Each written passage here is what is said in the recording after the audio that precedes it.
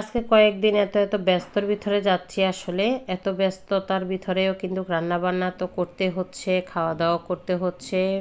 গ্রামের বাড়িতে যাইনি, তাতে কি হয়েছে, গ্রামের মানুষরা কিন্তু ঢাকায় আসছে বেড়াতে, অনেক অনেক মেহমান। তো বাসায় কিন্তু মেহমান ভর্তি, তার জন্য কিন্তু কোনো কাজে করতে পারছি না, আর ভিডিও শেয়ার করতে পারছি না, এত ব্যস্তর ভিতরে যাচ্ছি। তো গ্রামের বাড়িতে না গেলে কি হবে, কিন্তু ঢাকায় বসে কিন্তু পিঠা খাচ্ছি। আসসালামু আলাইকুম, সবাই কেমন আছেন? নিশ্চয়ই ভালো আছেন। আমরা আলহামদুলিল্লাহ আছি, ভালো আছি। আজকে গরু মাংস রান্না করব, কারণ তার আগের দিনেই সবজি খাওয়া হয়েছে। আজকে অনেক দিনই কিন্তু ভিডিও ছাড়া হচ্ছে না, আমি কিন্তু এত ব্যস্ত, তার জন্য কিন্তু আসলে ভিডিও ছাড়া হচ্ছিল না। অনেক মেহমান, তার জন্য কিন্তু অনেক কিছুই করতেও পারতেছি না।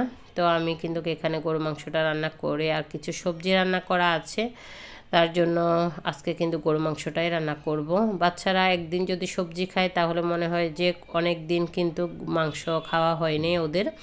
তো তার থেকেও তাদের বাবাটা আরও বেশি বলছিল যে সবজি খাওয়া হয়েছে, এখন কিন্তু আজকে গরু মাংস রান্না করতেই হবে।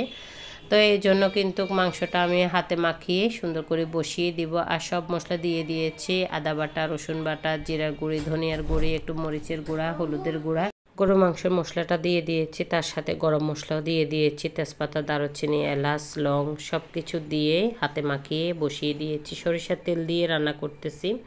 আর গরু মাংস হলে তো বাচ্চাদেরও কিছু লাগবে না, বাচ্চার বাবারও কিছু লাগবে না, ওরা এত পছন্দ করে মাংস।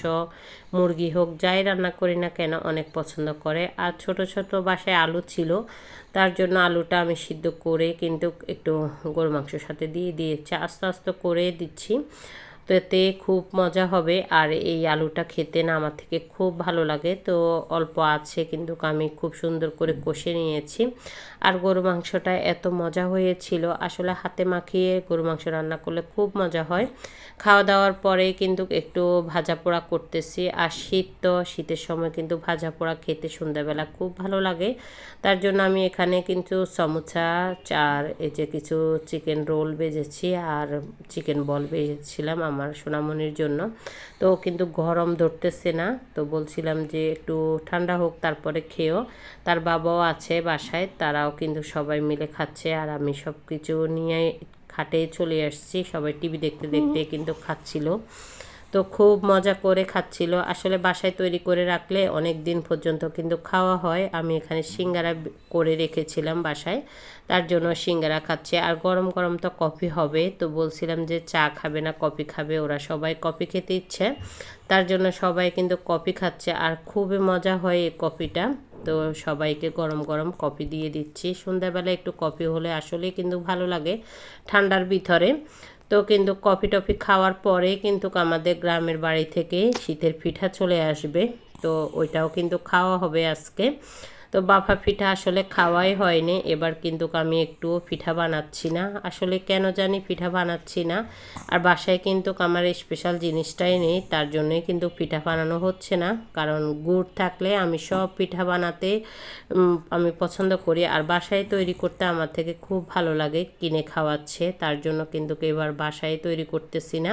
আর বিশেষ করে আমার নারকেলে নেই বাসায়, তার জন্য গ্রামের বাড়ি থেকে এবার নারকেলে আনা হয়নি, তার জন্য কিন্তু আমি পিঠাও বানাতে পারছিলাম না। তো যদি গ্রামের বাড়িতে যেতাম তাহলে অবশ্যই কিন্তু নারকেল নিয়ে আসতাম, নারকেল হলে সব পিঠা বানানো যায়। তো এই যে আমার পিঠা চলে আসছে, আমার এক ভাবি আমাদের জন্য গ্রামের বাড়ি থেকে পিঠা নিয়ে আসছে, আর চালতা নিয়ে আসছিল, ওগুলা বাসায় দিয়ে গেছে, তার জন্য এখন একটু ওভেনে গরম করে নিয়েছিলাম, আর খুবই গরম, তার জন্য কিন্তু এই বাফা পিঠাগুলো এখন গরম গরম খাবো।